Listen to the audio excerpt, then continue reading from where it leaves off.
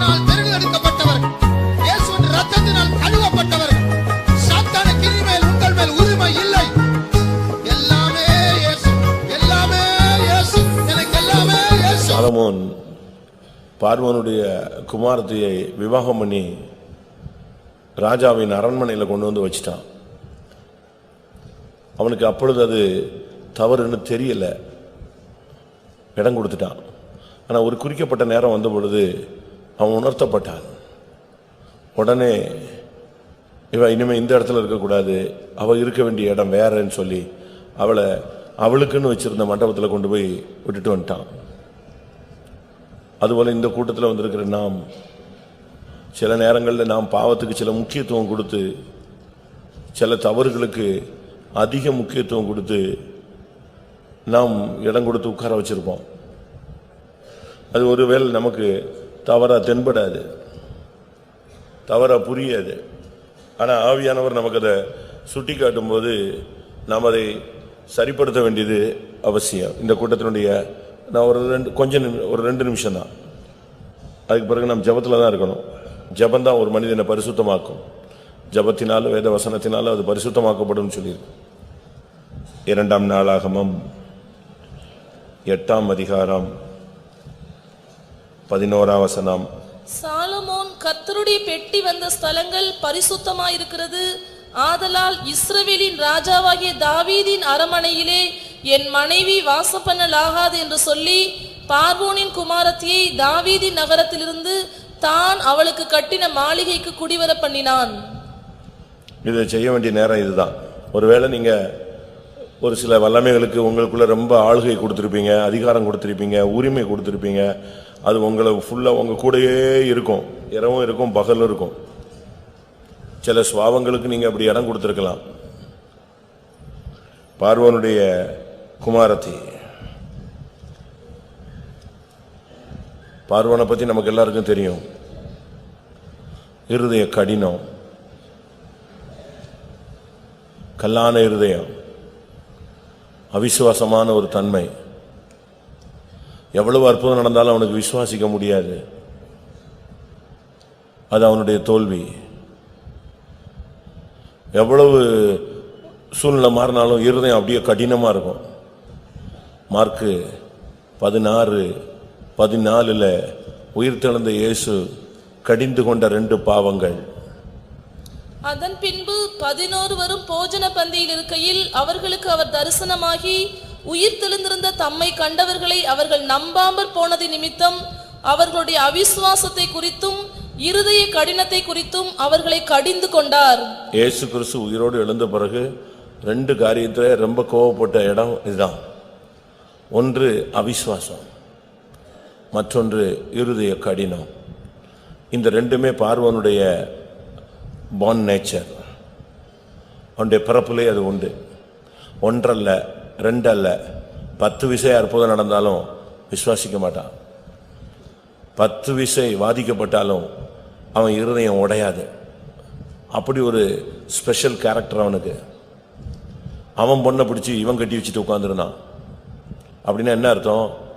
நீ பார்வோனுடைய சுபாவத்தை உனக்கு மனைவி போல வச்சிருக்கிற.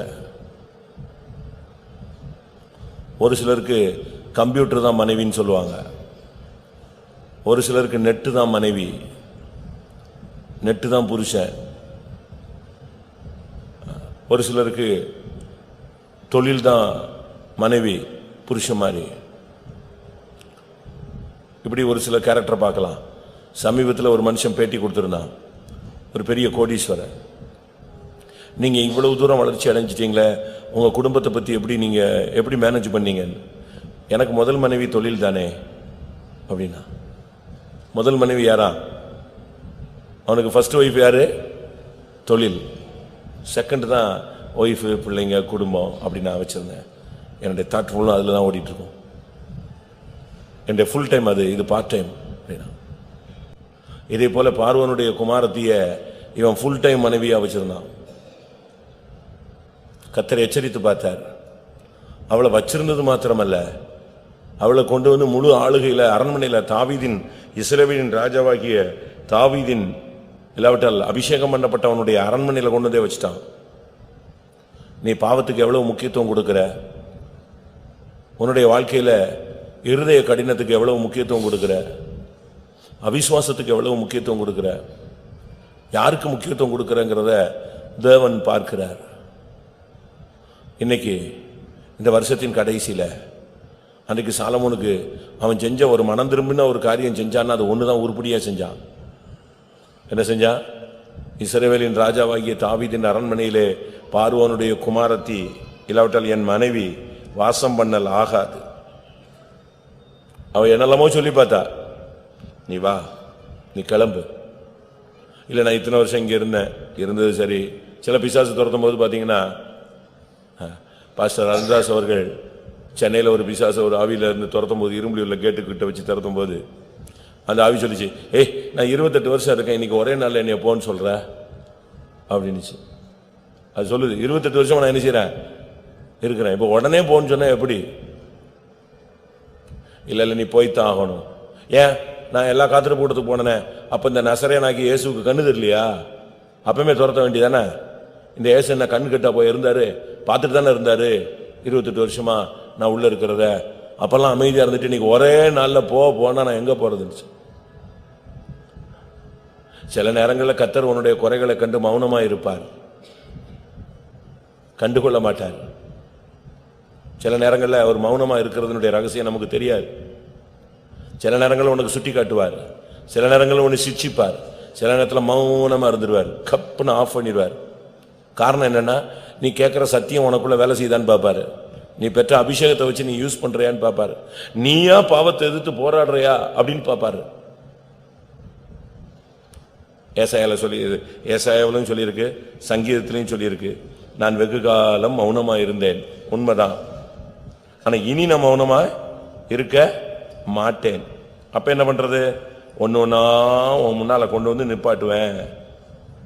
50:21 சங்கீதம்.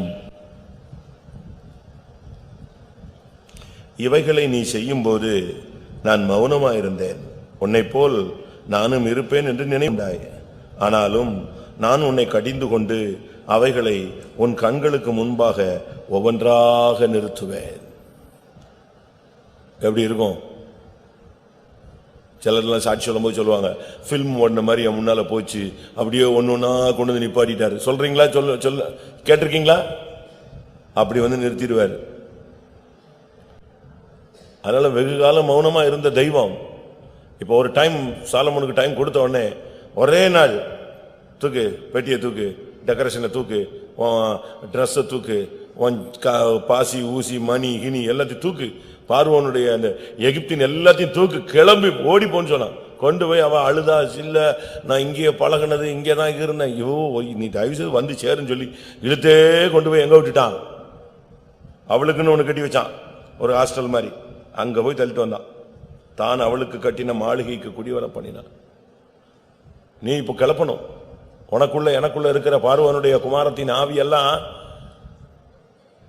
அந்த எகிப்தினுடைய கலாச்சாரங்கள், பாரம்பரியங்கள், சம்பிரதாயங்கள், சடங்காச்சாரங்கள், சகல சாஸ்திரங்கள்.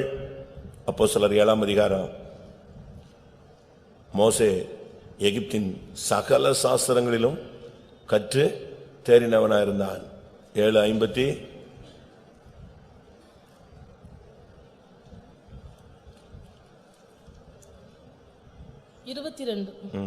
மோசே எகிப்தியருடைய சகல சாஸ்திரங்களிலும் கற்பிக்கப்பட்டு வாக்கிலும் செய்கையிலும் வல்லவனானான். எகிப்துங்கிறது சாஸ்திரம், சம்பிரதாயம், சென்டிமெண்ட், சகுனம் பார்க்கிறது, ராகுகாலம் பார்க்கிறது, கேது பார்க்கிறது, யமகண்டம் பார்க்கிறது, நல்ல நாள் பார்க்கிறது, சனிமூலை பார்க்கிறது, என்னெல்லாம் நீ பார்த்தே தெரியாது. இதெல்லாம் நீ இன்னைக்கு கிளப்பணும். ஒரே நாள்ல வேறோட என்ன செய்யணும்? விட்டுங்கணும். பார்வனுடைய குமாரத்தை வீட்டுக்குள்ள வச்சுக்கிட்டு நீ வாட்டுக்கு அலேலியா போட்டுக்கிட்டு இருந்தா கர்த்தர் உன் ராஜ்ய பார்த்த நிப்பாட்ட முடியாது, தூக்கிடுவாரு. ஆனா சாலமோன மாதிரி ஞானி ஒருத்தனமே கிடையாது. ஒரு சைட்ல ஆலயம் கட்டிக்கிட்டே இருப்பான், ஒரு சைட்ல தனக்கு அரண்மனை கட்டிக்கிட்டே இருப்பான், இன்னொரு சைட்ல பார்வனுக்கு குமாரத்துக்கு இணைஞ்சிட்டு இருப்பான், மாளிகை கட்டிக்கிட்டே இருப்பான். ஒரே டைம்ல சேம் டைம்ல பயங்கரமான இங்க வந்தா அப்படியே ஒயிட் அண்ட் ஒயிட்ல அப்படியே அல்லேலூயாங்கிறது, அங்க போனா அப்படியே தியேட்டருக்குள்ள பூந்துறது, சாரா கடைக்கு பூந்துறது, சண்டை போடுறது, வட்டி வாங்குறது, அப்படி திருப்பி இங்க வந்தா ஆமென் அல்லேலூயாம்மா. பொம்பளை பிள்ளைங்க பையங்கள்லாம் அப்படித்தான் இருக்கான் பாதி பேர். அவன் பின்னால போனாதான் தெரியும் இவன் எங்க போறா எங்க நிக்கிறான். வாசிச்சு பாருங்க. அவன் ஆலயத்தை கட்டினான், அரண்மனையை கட்டினான், தனக்கு ஒண்ணு கட்டினான், அதுக்கு ஒண்ணு கட்டினான். அவன் பாட்டுக்கு கட்டிக்கிட்டே இருப்பான். இஷ்டத்துக்கு அவனுக்கு எப்படிலாம் கட்ட முடியுமோ அப்படிலாம் கட்டிக்கிட்டே போவார் அவர். ஆலயம் கட்டுறதுக்கு எத்தனை வருஷம் ஆச்சு, அடுத்து இது கட்டி முடிக்கிறதுக்கு அவனுக்கு எத்தனை வருஷம் ஆச்சு. அவனுக்கு என்னென்ன கட்ட முடியுமோ கட்டி போய்கிட்டே இருப்பான்.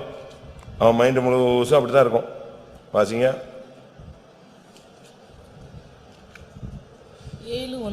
1 ராஜாக்கள் 7ஆம் அதிகாரம் 1. சாலமோன் தன் அரண்மனை முழுவதையும் கட்டி முடிக்க 13 வருஷமா சென்றது. அரண்மனை முழுவதையும் கட்டி முடிக்க 13 வருஷம். 38:6-38. 11ஆம் வருஷம் பூல் என்னும் 8ஆம் மாதத்திலே அந்த ஆலயம் முழுதும் சகல சட்டத்தின்படியே ஒரு பங்கும் குறையாமல் கட்டி தீர்ந்தது. அவன் அதை கட்டி முடிக்க 7 வருஷம் சென்றது. 7ஆம் அதிகாரம் 8ஆம் வசனம். அவன் வாசம் பண்ணும் அவனுடைய அரண்மனை மண்டபத்துக்குள்ளே அதே மாதிரியாக செய்யப்பட்ட வேறொரு மண்டபமும் இருந்தது. சாலமோன் விவாகம் பண்ணின பார்வோனின் குமாரத்திக்கும் அந்த மண்டபத்தை போல ஒரு மாளிகையை கட்டுவித்தான். எல்லாம் கட்டி வச்சிருவாரு. இங்க பார்த்தா ஆலயம் கட்டுவான், அங்க பார்த்தா மண்டபம் கட்டுவான், இங்க பார்த்தா கோயில் கட்டுவான், இந்த இடத்துல பார்த்தா அவனுக்கு ஒரு அரண்மனை கட்டுவான், அங்க பார்த்தா பார்வோனுடைய குமாரத்திக்கு ஒரு அழகான ஒரு வீடு செட்டில் பண்ணிட்டு வந்துருவான். அப்பா இவனை மாதிரி எப்படித்தான் மேனேஜ் பண்ணான்னு தெரியல. இங்க வாழை காட்டுறது, அங்க தலையை காட்டுறது, அங்க உடம்ப காட்டுறது, இந்த விலாங்கு மீன் மாதிரி. ஆனா ஒரு நாள் வந்தது, அரண்மனையில இருந்து அவளை தூக்கி கொண்டு போய் அவளுக்குன்னு கட்டின, அவளுக்குன்னு ஒன்று செட்டில் பண்ணிட்டான், அங்க தள்ளிட்டான். போய் இங்கே இரு, போதும், நீ ராஜாவின் இஸ்ரவேலின் ராஜாவாகிய தாவீதின் அரண்மனையில் நீ வாசம் பண்ணல் ஆகாது. அது வரைக்கும் அவ பின்னால சுத்திட்டு இருந்தவன் தான் அன்னையோட இயேசுவின் நாமத்துல நிப்பாட்டினான். கொண்டு போ, நீ இருக்க வேண்டிய இடம் உன் மாளிகையில் இரு, உன் இடத்துல இரு போன்னு சொல்லிட்டான். இன்னைக்கு இப்ப இந்த கூட்டத்தினுடைய முதல் பகுதியில எல்லாரும் கண்ணை மூடி, இது காத்திருப்பு கூட்டம் இல்ல, சுத்திரிப்பு கூட்டம். நீங்க உங்களை நீங்களே ஆயத்தப்படுத்துங்க. ராபோஜனத்துக்காக உங்களை ஆயத்தப்படுத்த வேண்டாம், வேற வழி இல்லாம வருகைக்காக என்ன செய்யுங்க, ஆயத்தப்படுத்துங்க. இன்னைக்கு செத்தா நீ பரலோகத்துக்கு போயிடணும். நாளைக்கு கிராண்டா அடக்கம் நடக்கணும், சூப்பரா பண்ணும், அடிச்சு பேசணும். சிங்காசனத்துக்கு போயிருக்காங்க அப்படின்னு பேசணும். அதனால ஜெபம் பண்ணுமா எல்லாரும்? என்ன ஜெபம்? ஆண்டவரே பார்வோனுடைய குமாரத்தை அந்த மண்டபத்துக்கு அனுப்புங்க ஆண்டவரே, தயவு செய்து அனுப்புங்க ஆண்டவரே, பிளீஸ் ஆண்டவரே, அவளை கொண்டு போய் அங்க விட்டுருங்க ஆண்டவரே. யாரு கொண்டு போய் விடுவா? ஆண்டவர் அவளை கைப்பிடிச்சு எடுத்து கொண்டு போய் அங்க விடுவாரா? நீதான் அவளை கொண்டு வந்திருக்கிற, நீதான் பார்வோனுடைய குமாரத்தையே தேடி கண்டுபிடிச்சு சமாதானம், ஐக்கியம், அன்பு, பண்பு, பாசம், புதுசா உபதேசம் பேசி அவளை இழுத்துட்டு வந்திருக்கிற. ஏதோ ஒரு சூழ்நிலையில உன் வாழ்க்கையில ஊழியத்துல உள்ள வந்துட்டா, இருதய கடினம் வந்துருச்சு, அவிசுவாசம் வந்துருச்சு, மாமிசம் வந்துருச்சு, இன்னும் எகிப்தினுடைய பல அடிமைத்தனத்தின் ஆவிகள் எல்லாம் உள்ள வந்துருச்சு. இப்ப எகிப்தின் விக்கிரகங்களும் உள்ள வந்துடுச்சு. கர்த்தர் சொன்னாரு, நீ இவ்வளவு கிளப்புன்னு. ஒரே நாள் ஏவு இறக்கமே பார்க்கல. அவ அழுதா, கூச்சல் போட்டா, அதிகாரத்தை செலுத்தி பார்த்தா, ஐயோ அம்மா நீ வா, நீ முதல்ல நீ வெளியே வா, இழுத்து கொண்டு போய் எங்க விட்டு வந்துட்டான். நீ இந்த வீட்டுல இரு, உனக்கு ஒரு இடம் இருக்கு, அங்க இரு. பாவத்துக்குன்னு ஒரு இடம் இருக்கு, அங்க அனுப்பிடாத. ஜெபம் பண்ணலாமா? கர்த்தருடைய ஆவியானவர் உன்னோடு பேசுகிறார். எகிப்தின் குமாரத்தியை இருக்க வேண்டிய இடத்துல வை, உன்னுடைய அரண்மனையில அதை வைக்காத. எகிப்தின் ஆவிகளை எல்லாரும் இப்ப பலிபீடத்துல வைங்க. ஒரு தீர்மானம் எடு, ஒரு பிரதிஷ்டை பண்ணு. நான் இனிமே பேச மாட்டேன், நான் இனிமே பார்க்க மாட்டேன், நான் இனிமே போன் பண்ண மாட்டேன், நான் நம்பரை மாத்திடுறேன், இனிமே நெட்ல போக மாட்டேன், சேட் பண்ண மாட்டேன், வாட்ஸ்அப்ல கனெக்ஷன்ல இருக்க மாட்டேன், இயேசுவின் நாமத்துல எல்லாத்தையும் பலிபீடத்துல வைக்கிறேன்.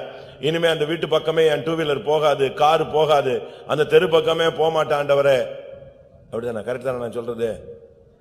அவள் இருக்கும் சந்துகளுக்கு அடுத்து போனான், அம்பு அவன் ஈரலை பிளந்ததுன்னு தானே பைபிள் சொல்லுது. போவாத, நிப்பாட்டு. ஆண்டவருடைய சமூகத்தில், கர்த்தாவே இனி எகிப்தின் குமாரத்தி என் வீட்டில் இருக்கக்கூடாது, என் ஊழியத்தில் இருக்கக்கூடாது, என் ஜீவியத்தில் இருக்கக்கூடாது, என் மனதில் இருக்கக்கூடாது, என் சிந்தையில இருக்கக்கூடாது, என் இருதயத்தில் இருக்கக்கூடாது, என்னுடைய உணர்வுல கூட இருக்கக்கூடாது, என்னுடைய வாஞ்சையில இருக்கக்கூடாது, என் ரத்தத்துல கூட எகிப்தின் குமாரத்தினுடைய வாசனை இருக்கக்கூடாது. எத்தனை பேர் சொல்றீங்க? அத்தனை பேர் கண்களை மூடி முழங்கால் படியிடுவோம். இஸ்ரவேலின் ராஜாவாகிய தாவீதின் அரண்மனையிலே நீ இனிமேல் வாசம் பண்ணல் ஆகாது. எகிப்தின் வல்லமை இனிமேல் உனக்குள் இருக்கல் ஆகாது. எகிப்திய குணங்கள் உனக்குள் வேண்டாம். எகிப்திய ஆடம்பரங்கள் உனக்குள்ளே வேண்டாம். எகிப்திய முரட்டாட்டங்கள் உனக்குள் வேண்டாம். எகிப்திய தோல்விகள் உனக்குள் வேண்டாம். நாணல் கோலாகிய எகிப்து. எகிப்து நாணல் கோல் அப்படின்னு ஒரு இடத்துல பைபிள் சொல்லியிருக்கு. அது ரீப். அது வாட்டு காத்து இஷ்டத்துக்கு அசைகிற மாதிரி போகும், தண்ணி போடுற மாதிரி போகும். உன்னை அல்லசடி பட வைக்கும். உன்னுடைய ஊழியத்தையும் ஜீவியத்தையும் அழைப்பையும் தெரிந்துகளையும் அசைச்சுக்கிட்டு இருக்கு. உன்னுடைய அஸ்திவாரத்தை அசைக்கிற அந்த எகிப்தின் வல்லமையை உன்னுடைய இடத்துல இருந்து வெளியே கொண்டு போய் அதின் ஸ்தானத்துக்கு கொண்டு போ இயேசுவின் நாமத்தில். எல்லாரும் கொஞ்ச நேரம் வாயை தரங்க. முக்காடு போடுறது நல்லது, குனியாதீங்க. ஆமென். தலையை உயர்த்துங்க, சத்தத்தை உயர்த்துங்க, தேவனை நோக்கி அபயமிடுங்க. ஆண்டவரே, எனக்குள் எவ்வளவோ எகிப்தின் வல்லமைக்கு இடம் கொடுத்துட்டு இன்றைக்கு அவைகள் என்னை விட்டு அப்புறப்படுத்தப்படட்டும். நான் தீர்மானம் எடுக்கிறேன். ஆமா, நான் திரும்பவும் சொல்றேன். எகிப்தின் குமாரத்தியை சாலமோன் தான் வெளியே கொண்டு போனான். அவளை வேற யாரும் கொண்டு போக முடியாது. தாவீது கொண்டு போக முடியாது. ஏன் பத்சேபாளால அதை கொண்டு போக முடியாது. இல்ல அரண்மனை அதிகாரியாக இருந்ததான எவனும் கொண்டு போக முடியாது. கொண்டு வந்த நீ தான் கொண்டு போகணும். நீ எப்படி அனுமதிச்சியோ அப்படியே வெளியே கொண்டு போ. ஆமா, நீயே ஒரு தீர்மானம் எடு, நீயே ஒரு பிரதிஷ்டை பண்ணு, நீயே கத்தி கதறி கூச்சல் போடு, கத்தட்ட மன்னிப்பு கேளு. ஆண்டவரே, இனிமேல் பார்வோனுடைய குமாரத்தி என்னுடைய வாழ்க்கையில இருக்க கூடாது. அவ இருக்க வேண்டிய இடத்துல நான் கொண்டு போய் விடுறேன். எத்தனை பேர் அப்படி கேட்கறீங்க? வாயை திறங்க. ஹல்லேலூயா, ஹல்லேலூயா, ஹல்லேலூயா. நாம் இந்த நாட்களில் சுத்திகரிப்புக்காக பிரியர்கள், நாம் எதை பிரியப்படுத்துகிறோம், எதில் பிரியர்களாக வாழ்கிறோம் என்பதை நாம் சிந்தித்து நம்மை சரிப்படுத்திக் கொண்டிருக்கிற ஒரு நேரம். 2 தீமோத்தேயு 3 அதிகாரம் 2 வசனம். எப்படியெனில் மனுஷர்கள் தற்பிரியராயும் பணப்பிரியராயும். இப்படிப்பட்ட வசனங்களை நாம் பார்க்கும் பொழுது ஜனங்களுடைய நிலவரம் எப்படி இருக்கும், நாம் எப்படி இருக்க வேண்டும்? முதலாவது, மனுஷன் தற்பிரியனாய் மாறுகிறான். தன்னை மாத்திரம் தான் பிரியப்படுத்தணும். தான் என்கிற ஒரு சுயநலவாதியாக மாறுகிறான். அது தவறு. இரண்டாவது, பணப்பிரியர்கள். பணம் உதவும், பணம் தேவை. ஆனா பண ஆசை எல்லா தீமைக்கும் வேறு. இது குறித்து நேற்று இரவு தற்பிரியர்கள், பணப்பிரியர்களை குறித்து நாம் சிந்தித்து நம்மை சுத்திகரித்தோம். இன்றைக்கு காலையில் நாம் அடுத்து 2 தீமோத்தேயு 3 அதிகாரம் 4 வசனத்தில், துரோகிகளாயும் துணிகரம் உள்ளவர்களாயும் இருமாப்புள்ளவர்களாயும் தேவ பிரியராயிராமல் சுகபோக பிரியராயும். அங்கே நாம் சொல்லப்பட்டிருக்கிறது சுகபோக பிரியர்கள். பெந்தேகோஸ்தே மார்க்கம் என்பது, கிறிஸ்தவ மார்க்கம் என்பது சிலுவை மார்க்கம். இதுல சுகபோகத்துக்கு நாம் இடம் கொடுக்க கூடாது. கர்த்தர் கொடுப்பார், பிசாசு கூட கொடுப்பான். பிசாசு சொல்றான், இயேசுட்ட என் காலில் விழுங்க, உலகத்தினுடைய மகிமையெல்லாம் உங்களுக்கு என்ன செய்யறேன் தாரன்னு சொன்னான். விழுந்தா தந்திருப்பான். நம்ம விசுவாசிகள் கூட பிசாசின் காலில் போய் விழுந்து உலகத்தின் மகிமையை வாங்கி கொள்றாங்க. ஆனா சுகபோகமாய் வாழ்கிறவள் உயிரோடு செத்தவள். சுகபோகம் உன்னை பரலோகத்துக்கு இழுத்துட்டு போகாது. அந்த ஐஸ்வர்யவான பாதாளத்துக்கு, வேதனை உண்டாக்கும் இடத்துக்கு அழைத்து கொண்டு போனது, இல்லாவிட்டால் இழுத்து கொண்டு போனது, இல்லாவிட்டால் கொண்டு போய் சேர்த்தது. நான்காவதாக கலாத்தியர் 1:10 இப்பொழுது நான் மனுஷரையா தேவனையா யாரை நாடி போதிக்கிறேன்? மனுஷரையா பிரியப்படுத்த பார்க்கிறேன்? நான் இன்னும் மனுஷரை பிரியப்படுத்துகிறவனாய் இருந்தால் நான் கிறிஸ்துவின் ஊழியக்காரன் அல்லவே. அடுத்து அங்கே சொல்லப்பட்டதான பிரியன் என்று சொல்லுகிறது மனுஷரை பிரியப்படுத்துவது, புருஷனை பிரியப்படுத்துறது, மனைவியை பிரியப்படுத்துறது, ஊழியக்காரங்களை பிரியப்படுத்துகிறது, இல்லாவிட்டா சொந்தக்காரர்கள், நண்பர்கள், இவங்களை தான் பிரியப்படுத்த நாம் முயற்சி எடுக்கிறோம். மனுஷனை பிரியப்படுத்துவனா இருந்தால் நீ கிறிஸ்துவின் ஊழியக்காரன் அல்லவே. இப்பொழுது இன்றைக்கு நீதிமொழிகள் 29:10. இரத்த பிரியர் உத்தமனை பகைக்கிறார்கள். இரத்த பிரியர் உத்தமனை பகைக்கிறார்கள். இங்கே சொல்லப்பட்டது இரத்த பிரியர்கள், சாடிஸ்ட் ஸ்பிரிட். ஒரு சிலர்லாம் மனைவியை அடிப்பாங்க, அந்த ரத்தத்தை பார்த்தா பிறகுதான் அவங்களுக்கு அந்த வேகம் குறையும். ரத்த கட்டாரி ஆவி மாதிரி. ஒரு சில பிள்ளைகளை பிடிச்சி அடிப்பாங்க, ரத்தம் வர்ற வரைக்கும் அடிப்பாங்க. இன்னும் ஒரு சிலர் மற்றவங்களை அடிப்பாங்க, அவங்களுக்கு அந்த ரத்தம் வரணும். ஒரு சில மதங்களுடைய ஆச்சாரமே அப்படி இருக்கு. வாளை உருவிட்டா அதுல என்ன பண்ணணும்? ஆளை குத்தணும், எதையாவது ஒன்று குத்தி ரத்தம் வரணும். இல்லைன்னா என்ன செய்வான்? கையை லைட்டா கீறி அந்த ரத்தத்தை பட்டான். ரத்தம் படாம எதை உரையில வைக்கக்கூடாது, பட்டயத்தை உரையில வைக்கக்கூடாது, உருவக்கூடாது. உருவிட்டா ரத்தம் பட்டாதான் வைக்கணும். அதே மாதிரி ஒரு சிலருக்கு ஆவி, இந்த சாடிஸ்ட் ஸ்பிரிட், இந்த சைக்கோ மாதிரி அடிச்சு அவங்கள துன்பப்படுத்தி அதுல சந்தோஷப்படுறது. இந்த சிகரெட் வச்சு சுடுவாங்க, வேதனைப்படுத்துவாங்க. பயங்கரமான ஒரு ஸ்பிரிட். ஹிட்லருடைய ஆவி. யூதரை பயங்கர சித்திரவாதிகளை கொண்டு போவான். அவ்வளவு சித்திரவாதிகளை கொண்டு போயிட்டு அவனுக்கு அவன் கத்துறான அந்த உணர்வே என்ன செய்யாது, இருக்காது. அதுல சந்தோஷமா இருப்பான். ஜனங்களை வேதனைப்படுத்திட்டு அதை பார்த்து எல்லாரும் கை கொட்டி சிரிக்கிறது. இவங்கெல்லாம் யாரு? இரத்த பிரியர்கள். இவங்க, எனக்கு தெரியும், ஒரு சகோதரி ஒரு புருஷன் அடிச்சுட்டு அதுட்டு இருந்து கை காலில் எங்கேயாவது அடிச்சு கிழிச்சு ரத்தம் வந்துச்சுன்னா பூனையை கொண்டு வந்து அதை குடிக்க வச்சு டெஸ்ட் பண்ணிட்டு இருப்பாங்க. இன்ட்ரெஸ்டா இப்படி இருக்கான் மனுஷன். உங்களுக்கு அப்படி ஆவி இருக்கா? இரத்த பிரியர்கள். இவங்களுடைய ஃபர்ஸ்ட் ஹேபிட் என்னன்னா, உத்தமனை பகைப்பார்கள். பரிசுத்தவான்களை பிடிக்காது, உத்தமர்களை பிடிக்காது, ஆவிக்குரியவர்களை பிடிக்காது. நான் சொல்லல, பைபிள் சொல்லுது. இரத்த பிரியர் யாரை பகைக்கிறாங்க? உத்தமனை பகைக்கிறார்கள். ஒரு ஆவிக்குரியவன், ஒரு ஜெபிக்கிறவன், ஒரு புத்தி சொல்றவன், ஒரு முழங்கால் நிக்கிறவன், நல்ல கர்த்தருக்காக நிக்கிற மனுஷன், பாவத்துக்கு விலகின மனுஷன், அவன் தான் உத்தமன். தன் மனதை அடக்குபவன், தன் மனதை அடக்குபவன் உத்தமன். நல்ல ஒரு ஸ்பிரிச்சுவல்ல வளர்றவனை பார்த்தா பிடிக்காது. ஆமா, பெரிய நோய் வந்தா அப்படியே வானத்திலிருந்து குதிச்ச மாதிரி சொல்றான் அப்படிமா. இப்படி நீயும் நானும் எப்பமாவது சொல்லியிருந்தோம்னா நம்ம பேர் என்னது? என்னது? இரத்த பிரியர். 2 சாமுவேல் 16 அதிகாரம் 16, 17, 18 சாரி தப்பு, 2 சாமுவேல் 16, 7, 8. சீமேயி அவனை தூஷித்து, இரத்த பிரியனே, பேலியாளின் மனுஷனே, தொலைந்து போ, தொலைந்து போ. சவுலின் ஸ்தலத்தில் ராஜாவான உன்மேல் கர்த்தர் சவுல் வீட்டாரின் இரத்த பழியை திரும்ப பண்ணினார். கர்த்தர் ராஜ்யபாரத்தை உன் குமாரனாகிய அப்சலோமின் கையில் ஒப்புக் கொடுத்தார். இப்போதும் இதோ உன் அக்கிரமத்தில் அகப்பட்டாய், நீ இரத்த பிரியனான மனுஷன் என்றான். எப்படி? சீமேயி தாவீத கல்லு மண்ணு அள்ளி போட்டு நாசமா போனான். சொல்லும் போது அவன் சொன்ன குற்றச்சாட்டு என்னது? நீ ஒரு இரத்த பிரியன். பாருங்க, அவனால ஆலயத்தை கட்டவே முடியல கடைசி வரைக்கும். யாருக்கு?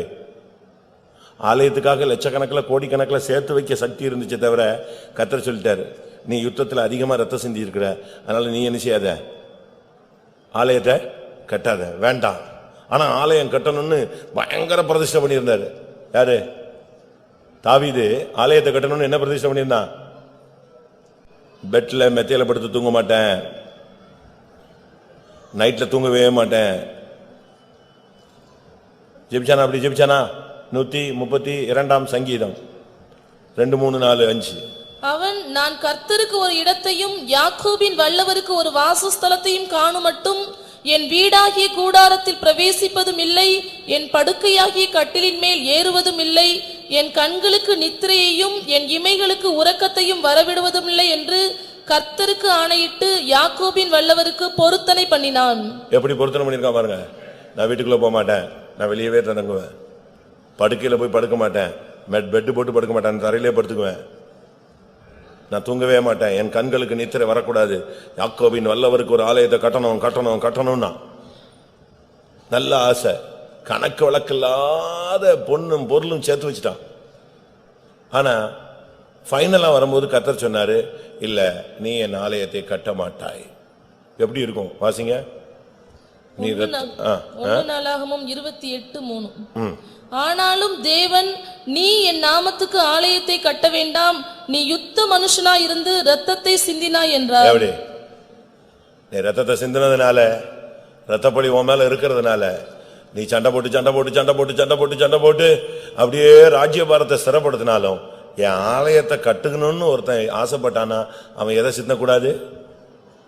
ரத்தம் சிந்தக்கூடாது, மற்றவனை வேதனைப்படுத்தக்கூடாது, மற்றவனை நீ சிலுவையில் அறிஞ்சு கையும் காலையும் ஆணியில் அடிச்சு முள்ளு முடி சூட்டி முதுகெல்லாம் பிச்சு எடுத்து ரத்த வலியை வச்சுட்டு நீ இங்க வந்து என் கோயில வந்து அழகா கட்டணும்னு ஆசைப்படாத. நீ என் ஆலயத்தை கட்ட, மறுபடியும் வாசிங்க, என் ஆலயத்தை நீ என் நாமத்திற்கு ஆலயத்தை கட்ட வேண்டாம். வேண்டாம், வாய மூடுன்ட்டாரு. வேண்டாம், அந்த சப்ஜெக்ட் பேசாத.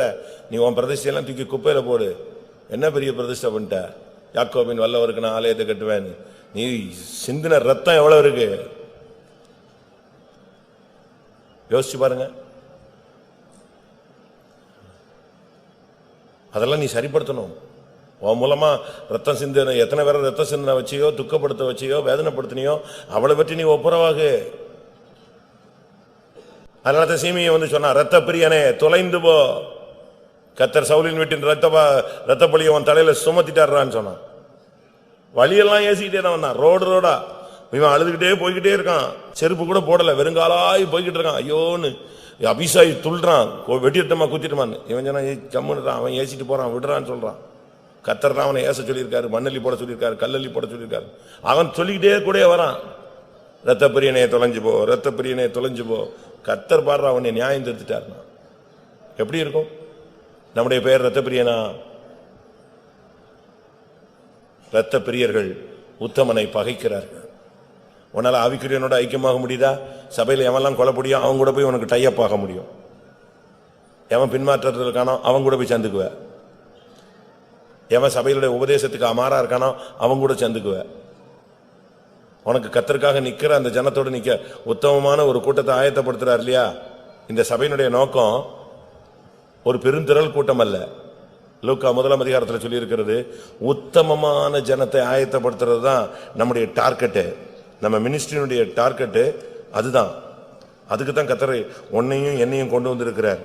1:17 பிதாக்களுடைய இருதயங்களை பிள்ளைகளிடத்திற்கும் கீழ்ப்படியாதவர்களை நீதிமான்களுடைய ஞானத்திற்கும் திருப்பி உத்தமமான ஜனத்தை கர்த்தருக்கு ஆயத்தப்படுத்தாக. இதுதான் நம்முடைய ஊழியம். எந்த ஜனத்தை? மதுரையிலிருந்து ஒரு 400 விசுவாசிகளை ஆயத்தப்படுத்த முடியாக இல்ல. இந்த 400ல 40, 80, 150, 380 யார மாறணும்? உத்தமமான ஜனத்தை ஆயத்தப்படுத்துறதா ஊழியம். ஆனா இந்த உத்தமனா உனக்கு பிடிக்காது. ஏன்னா அவன் கண்டிப்பான், அவன் புத்தி சொல்லுவான், உன்னை சரிப்படுத்தணும்னு நினைப்பான். ஆவிக்குரிய வாழ்க்கையில வந்துட்ட பிறகு நம்மில் எத்தனை பேர் இரத்த பிரியர்களாக இருக்கிறோம்? 2 சாமுவேல் 21:1 பார்க்கும் பொழுது, தாவீதின் நாட்களில் 3 வருஷம் ஓயாத பஞ்சம் உண்டாயிருந்தது. அப்பொழுது தாவீது கர்த்தருடைய சமூகத்தில் விசாரித்தான். கர்த்தர் கிபியோனியரை கொன்று போட்ட சவுலுக்காகவும் இரத்த பிரியரான அவன் வீட்டாருக்காகவும் இது உண்டாயிற்று என்றார். நீயும் நானும் இரத்த பிரியனா இருந்தா நமக்கு பஞ்சம் உண்டாகும். வறுமை, கஷ்டம், தடை, தரித்திரம், சாபம் வாய்க்கல இப்படிலாம் நீங்க சொல்றீங்கன்னா உங்களுக்குள்ள இரத்த பிரியனுடைய ஆவி இருக்கான்னு பாருங்க. சவுலுடைய குடும்பத்தாராகிய இரத்த பிரியர்கள் நிமித்தம் இந்த ஓயாத பஞ்சம் ஒரு நாள் இல்ல, எத்தனை வருஷம்? 3 வருஷம். தாவீதின் காலத்துல பயங்கர பஞ்சம்.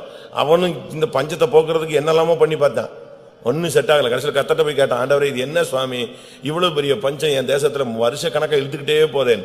அப்ப சொன்னாரு, இது இரத்த பிரியனான சவுல் நிமித்தம் அவன் வீட்டார் நிமித்தம் வந்தது. உன் ஆசீர்வாதத்துக்கு தடை உன்னுடைய ரத்தம் சிந்துகிற புத்தினால்தான்.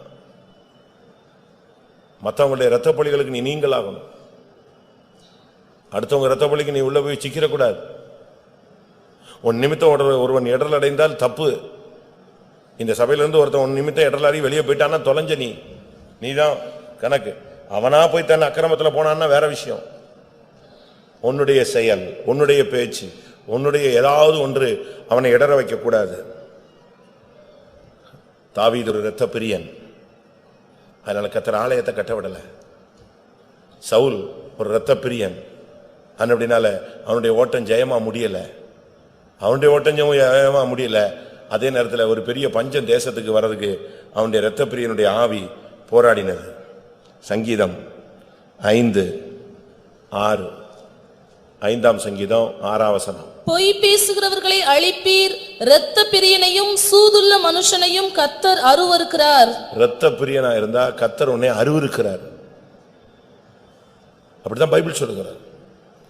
இரத்த பிரியனையும் சூதுள்ள மனுஷன், இருதயத்தில் ஒன்ன வச்சுக்கிட்டு வெளியே அப்படி சிரிக்கிறது, கபட நாடகம் ஆடுறது, இப்படிப்பட்ட ஆவிகள்லாம் வஞ்சிக்கிற ஏமாற்றுகிறது.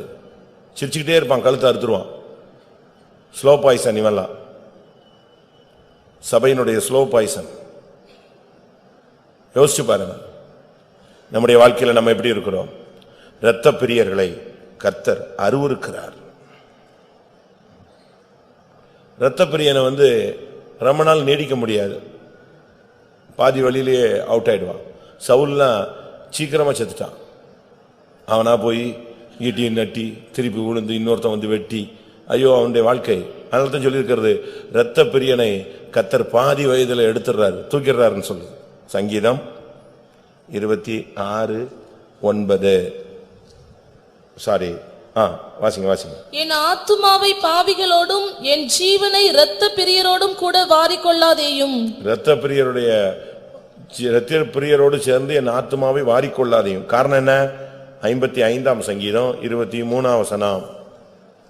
தேவனே, நீர் அவர்களை அழிவின் குழியில் இறங்க பண்ணுவீர். இரத்த பிரியரும் சூதுள்ள மனுஷரும் தங்கள் ஆயுளின் நாட்களில் பாதி வரையிலாகிலும் பிழைத்திருக்க மாட்டார்கள். ஆயுசுல எவ்வளவு தூரம் கூட அவன் நிக்க மாட்டான், பாதி வயசோட அவன் க்ளோஸ் ஆயிடுவான், தூக்கிட்டு வரவன். நீங்க பாருங்க, இந்த ரவுடிஸ் எல்லாம் பண்ணுவாங்க, 30-35 வயசுல இன்னொருத்தவன் போட்டு போயிடுவான். அப்படித்தானே? பட்டயத்தை எடுத்தால் பட்டயத்துல உனக்கு என்னது முடிவுன்னு பைபிள் சொல்லி, சின்ன வயசுல செத்து போயிடுறாங்க. இவன் 2 பேரை கொண்டுருவான், அவன் டைம் பார்த்து கரெக்டா வச்சு இவனை க்ளோஸ் பண்ணிட்டு போயிடுவான். அப்ப இவங்களுக்கு என்னது? இரத்த பிரியர்கள்.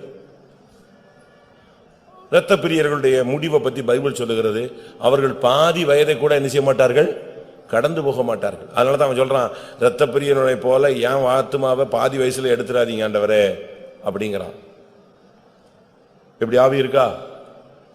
இந்த பார்வோனுடைய ஆவி எப்படின்னா, அந்த ஜனங்களை போட்டு அட்டி அட்டி அட்டின்னு ஆலோட்டிகளை வச்சு மேய்க்கிறது, இந்த மாடு அடிக்கிற மாதிரி அடிக்கிறது. அவங்க பாவம் அந்த செங்கலை அரைகுறைய அறுத்துட்டு வந்தா அவங்களுக்கு உடனே சொல்லுவாங்க, உங்களுக்கு நாங்க தாளடிகள் தர மாட்டோம். செங்கல் அறுத்தா கூலி என்னது? பணம் கிடையாது, நெல்லு கிடையாது, என்னது? வைக்கோல். எப்படி இருக்கும்? செங்கல் அறுத்தா கூலி என்ன கிடையாது, பணமோ பொருளோ கிடையாது. எது? என்னது? தாளடிகள். அப்படின்னா என்னது? வைக்கோல் அறுத்துட்டு போனது போக மிச்சது. இதை எடுத்துக்கிட்டு அவன் கொண்டு போய் அந்த வயல்ல இருந்து எடுத்துக்கொண்டு போய் அவங்க என்ன செய்யணும், சேர்த்து வச்சிருப்பாங்க. அதை இவன் கொண்டு போய் அந்த வைக்கோலை வித்து காசு வாங்கி, அதுக்கு பிறகு அவன் சோத்துக்குரியதை வாங்கி வீட்டில் போய் என்ன செய்யணும், சோறு பொங்கி சாப்பிடணும். இதுதான் இஸ்ரவேலுடைய தலையெழுத்து. எப்படி இருக்கும் பாருங்க. டைம் ஆன பொழுது, ஜனங்கள் விடுதலையை தேடின பொழுது பார்வோன் சொன்னா, நீ எதுக்கு அவனுக்கு வைக்கோல் கொடுக்குற? கொடுக்காத. வேலையை கரெக்டா வாங்கு, சாயங்காலம் வெளியே அனுப்பு. அவன் போய் வயல்வெளியில எதை தேடி எடுத்துக்கிட்டோம், வைக்கோலை பொறுக்கி அதை கொண்டு போய் திருப்பி வித்து சோத்து சாப்பிட்டோம். அப்பதான் அவனுக்கு புத்தி வருங்கண்ணா. வாசிங்க எப்படி இருக்கான்னு பாருங்க. அப்பொழுது ஜனங்களின் ஆளோட்டிகளும் அவர்கள் தலைவரும் புறப்பட்டு போய் ஜனங்களை நோக்கி, உங்களுக்கு வைக்கோல் கொடுப்பதில்லை, நீங்களே போய் உங்களுக்கு அகப்படுகிற இடங்களில் வைக்கோல் சம்பாதியுங்கள். எப்படி இருக்கும்? 7ஆம் வசனம். செங்கல் வேலைக்கு நீங்கள் முன்போல இனி ஜனங்களுக்கு வைக்கோல் கொடுக்க வேண்டாம், அவர்கள் தாங்களே போய் தங்களுக்கு வைக்கோல் சேர்க்கட்டும். எப்படி இருக்கும்? வேலையெல்லாம் செஞ்சுட்டு இவன் வயல்வெளியில போய் வைக்கோல் எடுத்து அதை கொண்டு போய் கடையிலையோ எங்கேயோ மார்க்கெட்ல கொடுத்து அதுல இருந்து என்ன செய்யணும், சோத்துக்குரியதை வாங்கிட்டு போய் சோறு வாங்கிட்டு வரட்டும். அப்பதான் புத்தி வரும்னா. என்ன மாதிரி ஸ்பிரிட் பாருங்க, கொடுமையான ஒரு ஆவி. நம்ம ஆளுங்க கூட அப்படித்தான். 12 ரூபா கொடுத்துட்டு அதுக்கு 28 ட்ரிப்பு கணக்கு கேட்பான். கொடுத்தது எத்தனை ரூபா? 12 ரூபா. அதுல 4 பேர் சாப்பிடணும், 7 பேர் குழம்பு வைக்கணும். இதுல வேற வாய்க்கு ருசியாக இருக்க வேண்டும். மெனு கொடுத்துட்டு போயிடுவாரு. நீ எந்த காலத்துல இருக்கிற? கற்காலத்துல இருக்கிறியா? அதுல வேற டேஸ்டா இருக்கணும், இல்லைன்னா அதுக்கு அடிப்பாரு, இல்லைன்னா கோவப்படுவாரு. 5 ஸ்டார் மாதிரி இருக்கணும். அது எவ்வளவு செலவழிச்சாய், அதுல எவ்வளவு மீதம் எடுத்தாய்? நீ அதே 12 ரூபாய்க்கு நீ அதே குழம்பு வச்சு நீ கொடுத்துரு, அவ வேலைக்கு போட்டோம், நீ சமையல் ஆயிரு, பொம்பளைய மாறிடு. உனக்கு இப்படி செய்ய முடியுமா? யோசிச்சு பாருங்க. இதெல்லாம் தவறு. ஆனா இவர் வந்தும் தேவைப்பட்டா போய் ஒரு பிரியாணி சாப்பிட்டு வந்துருவாரு, 4 முட்டை சாப்பிட்டு வந்துருவாரு, தோசை சாப்பிட்டு வீட்டுக்கு வந்துருவாரு, அமைதியா ஒண்ணும் தெரியாத மாதிரி வந்து உட்காந்துக்குவாரு. அப்படியா? இதெல்லாம் சேடிஸ்ட் ஸ்பிரிட்டுங்க. மற்றவங்களை துக்கப்படுத்தி வேதனைப்படுத்தி அதுல குளிர்காயிற ஒரு பழக்கம் தப்பு. உனக்கு பிதாவின் சிந்தை இல்லை, உனக்கு தாயின் சிந்தை இல்லை. அடுத்ததாக ஏசாயா 56:10. அவனுடைய காவற்காரர் எல்லாரும் ஒன்றும் அறியாத குருடர், அவர்கள் எல்லாரும் குலைக்க மாட்டாத ஊமையான நாய்கள், தூக்க மயக்கமாய் புலம்புகிறவர்கள், படுத்துக் கொள்ளுகிறவர்கள், நித்திரை பிரியர். அவங்களுக்கு எது ரொம்ப முக்கியம்? தூக்கம்தான். விட்டா தூங்கிட்டே இருப்பான். இந்த கும்பகர்ணன் ஒருத்தர் இருந்தானா, 6 மாசம் தூங்குவானா. அந்த 6 மாசம் கழிச்சு கூட அவனை அவசரத்துக்கு எழுப்பணும்னா யாரை வச்சுதான் எழுப்பணும்? படிச்சிருக்கீங்களா ஸ்கூல்ல? யாரை வச்சுதான் எழுப்பணும்? யானையை வச்சுதான் எழுப்பணுமா? எழுப்ப மாட்டான். படிச்சிருக்கீங்களா? இப்படி கதை கேட்டிருக்கீங்களா? அதே மாதிரி நம்ம ஆளுங்கெல்லாம் ஐயோ படுத்துட்டான், அதோட முடிஞ்சு போச்சு. ஏசு வந்துட்டு போயிட்டு திருப்பி உபத்திரவகாலம் முடிஞ்சா கூட எழுப்ப மாட்டான். ஆண்டவரும் கூட ஒரு டைமுக்கு பிறகு சொல்றாரு, அவனை எழுப்பாத, தொலைஞ்சு போட்டுங்கிறாரு. எழுப்பாத, அவன் தான் மடங்கி படுத்துட்டானே. ஆதியாகமம் 49ஆம் அதிகாரம். யூதா பாலசிங்கம் இறை கவர்ந்து ஏறி போனான். 9வது வசனம். யூதா பாலசிங்கம், நீ இறை கவர்ந்து கொண்டு ஏறி போனாய். என் மகனே, சிங்கம் போலும் கிளச்சிங்கம் போலும் மடங்கி படுத்தான், அவனை எழுப்புகிறவன் யார்? அவ்வளவுதான். 4 மணி ஜெபத்துக்கு எழுப்புகிறவன் யார்? ட்ரெயின் போகும்போது எழுப்புகிறவன் யார்? எங்க போய் எழுப்புறது? அவன் காத்திருப்படத்துல எல்லாரும் ஆவியில் டமால் டிமால்னு இடிச்சுக்கிட்டு இருந்தா கூட அவன் தூங்கிட்டு தான் இருக்கான். அது ஃபேக்டரியில தூங்கி பழக்கம். ஃபேக்டரியில பெரிய பெரிய இன்ஜின் தட்ட தட்ட தட்டன்னு ஓடும். இவன் அங்கேயும் தூங்கிட்டே இருந்திருப்பான். இங்க கொண்டு வந்து விட்டா இது அடுத்த மிஷின், அதுலயும் அழகா தூங்கிட்டே இருப்பான். கடலே கொந்தளிக்குது, கப்பல் தடுமாறிக்கிட்டு இருக்கு, இருக்கிறவெல்லாம் பைத்தியம் முடிச்சிட்டு இருக்கான். யோனா எங்க இருக்காரு? யோனா என்ன பண்ணாரு? அவன் பேசாம தூங்கிட்டு இருந்தான். போய் எழுப்புனாங்க, என்னப்பா உனக்கு பிரச்சனை? நீ யாரு? நான் தான், நான் ஊழியக்காரன். ரைட்டு, அப்ப பிரச்சனை எப்படி இருக்கேன்னு? அப்படியா? நான் தான் போல் இருக்கு பிரச்சனை. ரொம்ப சிம்பிளா சொல்றான், நான் தான் தப்பு பண்ணிட்டேன், தூக்கி போடுங்க செவம். அப்படியாவது ஊழியத்தை விட்டு போய் செத்தாவது நல்லா இருக்கும்னு முடிவு பண்ணிட்டான். அப்படித்தானே? தூக்கம் பாருங்க அவனுக்கு எப்படி வரும்.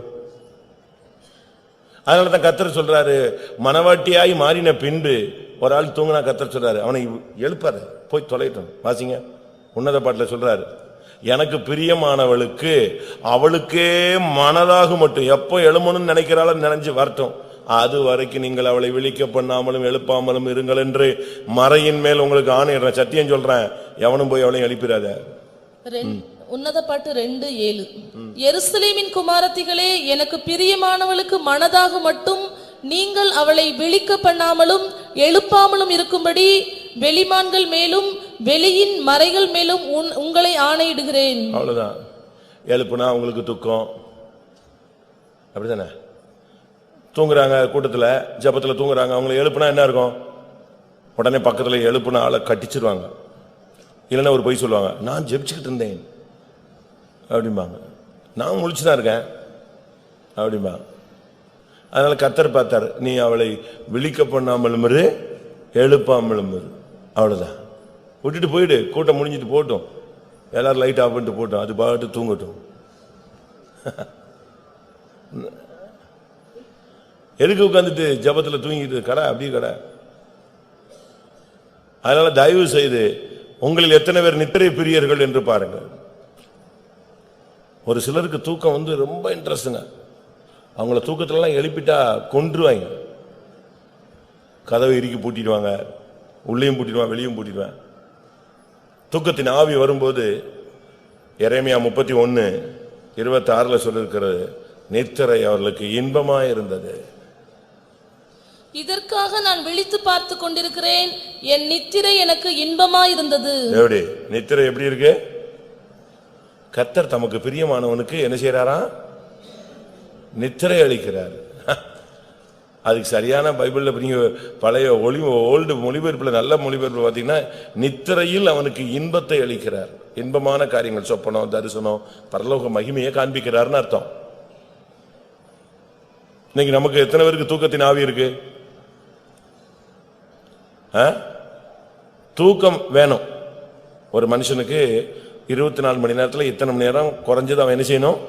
தூங்கணும். இல்லைன்னா அவன் யாரா மாறுவான்? நாட்கள் போக போக அவன் யாரா மாறுவான்? வியாதியஸ்தனாய் மாறுவான். அதனால அவனுக்கு தூக்கம் தேவை. பட் தூக்கம் ஒரு அசுத்தாவியா அவன் தலையில ஏறி உட்கார்ந்துடக்கூடாது. ஏசாயா 29:10. கர்த்தர் உங்கள் மேல் கனநித்திரையின் ஆவியை வரப்பண்ணி, அவ்வளவுதான், கனநித்திரையின் ஆவி வரப்பண்ணி என்ன பண்ணுவாரு?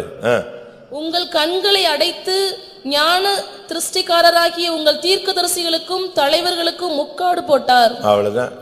கனநித்திரையின் ஆவி வந்துச்சுன்னா நீ முக்காடு போட்ட கேஸ் தான். அது ஒரு ஸ்பிரிட். அதனாலதான் சொல்லி இருக்கிறது ஏசாயா 56:10, அவனுடைய காவல்காரர்கள் ஒன்றும் அறியாத குருடர். காவக்காரன் தூங்கிட்டான் எப்படி இருக்கும்? குலைக்க மாட்டாத ஊமையான நாய்கள், பெருவயிற்று அப்படியா திருப்தி அடையாத, அப்படித்தானே? வாசிங்க. அவனுடைய காவற்காரர் எல்லாரும் ஒன்றும் அறியாத குருடர், அவர்கள் எல்லாரும் குலைக்க மாட்டாத ஊமையான நாய்கள், தூக்க மயக்கமாய் புலம்புகிறவர்கள், படுத்துக் கொள்ளுகிறவர்கள், நித்திரை பிரியர். எப்படி? வியாதி இல்ல, ஆனா அப்பப்ப போய் படுத்துக்குவாங்க. புஸ்கு புஸ்குன்னு போய் ஓடுறது, படுத்துக்கிறது, கொஞ்ச நேரம் ரெஸ்ட். நீங்க பாருங்க, தூங்குனீங்கன்னா என்ன நடக்கும்? பள்ளியில் தூங்கினவன் கல்வி இழந்தான், ஜபத்துல தூங்கினா நீ ஜெயம் இழந்தாய். உன் டைம் முடிஞ்சு போயிடும். பிசாசு உன்னை தூங்க வச்சு தன்னுடைய வேலையை அழகா கண்டு போயிடுவான். நித்திரை அது கரெக்டா இருக்கணும். ஒரு சிலர்லாம் பாருங்க, நைட் 2 மணிக்கு படுத்தா கூட 4 மணிக்கு கிளம்பிடுவாங்க, 10 மணிக்கு படுத்தாலும் கரெக்டா 4 மணிக்கு கிளம்பிடுவாங்க. நம்ம அப்படி இல்லை, நமக்கு அந்த பிராக்டிஸ் இல்லை. நித்திரையை பற்றி பைபிள் சொல்லுகிறது, அது மரித்த நிலவரம். எபேசியர் 5:14. ஆதலால் தூங்குகிற நீ விழித்து மரித்தோரை விட்டு எழுந்திரு. தூங்குகிற நீ விழிச்சிரு, கரெக்ட், அதோட முடிஞ்சது. ஆனா அடுத்து என்ன சொல்லிருக்கு? மரித்தோரை விட்டு என்ன செய்ய? எழும்பு, அப்பொழுது கிறிஸ்து உன்னை பிரகாசிப்பார். தூக்க மயக்கத்தை ஜெயிக்கணும். அது ஒரு பிராக்டிஸ் பண்ணுங்க. ஆண்டவரே எனக்கு கணனித்திரின் ஆவியிலிருந்து எனக்கு ஒரு விடுதலை தாங்க சுவாமி. பைபிள் சொல்லுகிறது 1 மணி நேரமாவது என்னோடு கூட விழித்திருக்க கூடாதா? ராத்திரியிலே முதற் சாமத்தில் எழுந்து மூர்ச்சித்து கிடக்கிற உன்னுடைய பிள்ளைகளுடைய பிராணனுக்காக உன் கைகளை ஏறெடு. இரவு முழுவதும் என் கைகள் தளராமல் விரிக்கப்பட்டிருந்தது. அப்ப நைட்டு நீ தேவ சமூகத்தில் இருக்கணும். நைட்டெல்லாம் நீ உனக்கு டைம் கிடைக்கும் போது, அதனால தான் ஊழியத்தில் சொல்லுவாங்க படுத்து தூங்கக்கூடாது. ஊழியத்தில் சொல்ற கான்செப்ட் என்னது? தூக்கம் வராது, ஆனாலும் இவர் படுத்துக்கிட்டு தலையணை இங்க வச்சு அங்க வச்சு ஃபேனை கூட்டி குறைச்சி ஒரு 2 சீட் இழுத்து போட்டு அப்படி இழுத்து போட்டு எல்லாரும் தள்ளி போ, சத்தம் போடாத, இப்படிலாம் சொல்லி ட்ரை பண்ணி தூக்கத்தை கொண்டு வராத. படுத்து தூங்காத, தூங்கி படுன்னு சொல்லுவாங்க. உன்னை அறியாமலே உனக்கு தூக்கம் படுத்துட்டேன்னா ஓகே. ஆனா நீ அந்த டைமுக்கு போய்கிட்டு உடனே அப்படி அந்த மிலிட்டரி மாதிரி போய்கிட்டு உடனே படுத்துக்கிட்டு ஜபத்துக்கு போகாம அங்க போகாம இங்க போகாம அப்படிலாம் இருக்கக்கூடாது. கணனித்திரின் ஆவிக்கு நீ இடம் கூடாது. தூக்கம் உன்னை தரித்திரனாய் மாற்றும். வாசிங்க நீதிமொழிகள் 20:13. தூக்கத்தை விரும்பாதே, விரும்பினால் தரித்திரனாவாய். அவ்வளவுதான். தூங்கிட்டு இருக்கலாம். இன்னைக்கு வேலைக்கு போகாம தூங்கலாம், நாளைக்கு வேலைக்கு போகாம தூங்கலாம், ஒரு வாரம் வேலைக்கு போகாம தூங்கலாம். கேட்டா போன வாரம் வாங்கின சம்பளம் இருக்குல்ல அதை செலவழின்னு சொல்லலாம். எல்லாம் காலியான பிறகு திருப்பி நீ போகணும், வேலை கிடைக்காது, திருப்பி கொஞ்ச நாள்ல நீ யாரா மாறுவ? நீ தரித்திரனாய் மாறிடுவாய். யோசிச்சு பாருங்க. மிலிட்டரியில இல்லாவிட்ட போலீஸ்ல எல்லாம் தூங்கிட்டா திடீர்னு செக்கிங் வருவாங்க. என்னத்தை எடுத்துட்டு போயிடுவான்? இவன் கையில் இருக்கிற கன்னு, இவன் கையில் இருக்கிற எடுத்து வச்ச தொப்பி, இதெல்லாம் தூக்கிட்டு போயிடுவான். திருப்பி சஸ்பெண்ட் தான், மெமோ தான், டீக்ரேட் பண்ணுவான். நம்ம இதில் ஒன்றும் கிடையாது. ஒரே ஒரு டீக்ரேட் வரும், வரும்போது போக மாட்டேன், டப்புன்னு ரிவர்ஸ் ஆயிடும். கணனித்திரையின் ஆவிக்கு நீங்க இடம் கொடுக்க கூடாது. சுறுசுறுப்பா இருக்கணும். இது ரொம்ப முக்கியமான ஒரு பாதை. நீதிமொழிகள் 23:21. குடியனும் போஜன பிரியனும் தரித்திரராவார்கள், தூக்கம் கந்தைகளை உடுத்துவிக்கும். அவ்வளவுதான். தூக்கம் கந்தைகளை உடுத்துவிக்கும். தூக்கத்துக்கு நீங்க இடம் கொடு. நித்திரை பிரியர்கள் அவாடு படுத்து கிடப்பான், வேலைக்கு போக மாட்டான். 8:30 பஸ். இந்த பிள்ளைங்க பாருங்க 7:45 8 மணிக்கு தான் எழும்பும். அதுவும் இவங்களை இந்த பிடிச்சு ஊழிக்கு எழுப்பி டைம் ஆயிடுச்சுன்னா 8ன்னு எழும்புன உடனே பாருங்க, அதுக்கு பிறகு பாத்தீங்கன்னா பம்பரமா சுத்துங்க. எத்தனை நிமிஷத்துக்குள்ள அங்க போன பாத்ரூம்ல இன்னொரு ஆள் இருக்கும் வீட்டுல. நான் அவசரமா போகணும், தடா புட்டான்னு கத்தி அவனை ஓட்டச்சு கதவை தண்ணியை தூக்கி தலை வழியா ஊத்தி தலை நனைஞ்சது காயாம அங்க இருந்து வெளியே ஓடி இவங்க சாப்பாடை தூக்கிட்டு ரெடியா நிப்பாங்க. ஒரு இட்லி சாப்பிட்டு போ, அரை இட்லி சாப்பிட்டு போகணும். அதை தூக்கிட்டு புக்குக்கெல்லாம் எடுத்துக்கிட்டு எங்க வந்துருவாங்க, ரோட்டுக்கு வந்துடும். திருப்பி தலையை தோட்டல, அதுக்கு ஒரு வியாதி. அப்படித்தானே? இதெல்லாம் வேணுமா? எழும்பு. குணசாலியான ஸ்திரீ எப்ப எழும்புவா எப்ப தூங்குவான்னு பாருங்க. தமிழ்ல ஒரு பழமொழி உண்டு,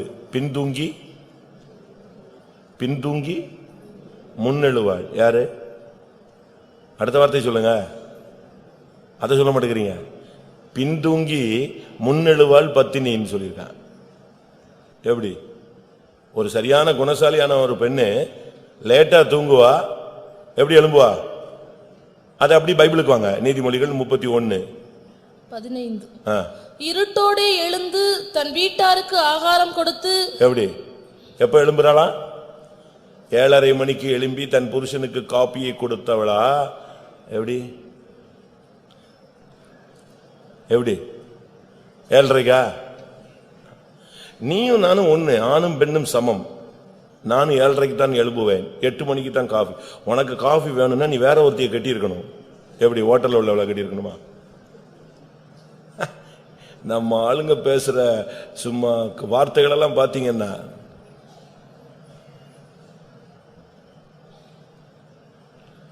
நல்லா கவனிச்சுக்கங்க. நம்முடைய ஊழியத்தின் பாதையில, இந்த விசுவாச பாதையில உன்னுடைய தூக்கம் உன்னைய குணசாலியா மாற்ற விடாது. குணசாலியான ஸ்திரீ என்ன செய்வாள்? எப்ப எழும்புவா? இருட்டோடு எழுந்துருவா. நான் நேற்று படிச்சு பார்த்தேன். ஏப்பா அவளை மாதிரி நம்ம பிள்ளைங்கள்லாம் மாறிட்டாங்கன்னா நாமெல்லாம் மாறிட்டோன்னா எப்படி இருக்கும்? சகலகலா வல்லிவு அப்படித்தான் இருக்கு. அங்க பாத்தீங்கன்னா அவ போய் ரெட்டுக்கு ரெடி பண்ணுவா, இங்க போய் வயலுக்கு வருவா, அங்க போய் வயலை வாங்குவா, இங்க வந்து வீட்டுல பிள்ளைகளுக்கு என்ன செய்வா? குளிருக்கு ட்ரெஸ் ரெடி பண்ணுவா, அங்கிருந்து நேரம் போவா, வருங்காலத்தை பத்தி மகிழ்வாள். இங்க வந்தா பாத்தீங்கன்னா விளக்கு, இரவிலும் அவளுடைய விளக்கு அணையாது. அப்படி 24 hours மிஷின் மாதிரி சுத்திக்கிட்டே இருப்பா. அதான் குணசாலினி ஸ்ரீ. வீட்டுல போய் உட்காந்து நல்லா படிச்சு பாருங்க. சும்மா சங்கீதம் 23 படிச்சு சாகுற வரைக்கும் படிச்சு, கர்த்தர் என் மேய்ப்பரா இருக்கிறார், கர்த்தர் என்னை மேய்ப்பரா இருக்கிறார். குணசாலியான ஸ்திரியை தேடிப்பாரு, படிச்சுப்பாரு. அவ எத்தனை மணிக்கு எழும்புறா, எத்தனை மணிக்கு தூங்குறா, வீட்டுக்காரங்களுக்கு எப்படி சாப்பாடு கொடுக்குறா, அவங்க பிள்ளைங்க என்ன சொல்றாங்க அவங்க அம்மாவை பார்த்து. அவங்க அம்மாவை பார்த்து பிள்ளைங்களாம் என்ன சொல்லிச்சு? அந்த குணசாலியான ஸ்திரியை பார்த்து அவங்க அந்த தாயை பார்த்து பிள்ளைங்க என்ன சொல்லிச்சு? 28 அவள் பிள்ளைகள் எழும்பி அவளை பாக்கியவதி என்கிறார்கள். எப்படி? இப்ப நம்ம பிள்ளைங்க அப்பாவுக்கும் அம்மாவுக்கும் பஞ்சாயத்து பண்ணுது. ஏம்மா அந்த ஆள் தான் கோவப்படுறா, நீ கொஞ்சம் அமைதியா வாயை மூடிட்டு இரு. யார் சொல்லி கொடுக்குறா? 3ஆம் கிளாஸ் படிக்கிறது 38 வயசுக்கு போதிக்குது. அவர் தான் பேசுறாரு, நீ கொஞ்ச நேரம் சும்மா இரு. டாடி நீங்க போங்க, வெளியே போங்க, போயிட்டு கொஞ்சம் பொறுத்து வாங்க. இப்ப கிளாஸ் எடுக்கிறது யாரு?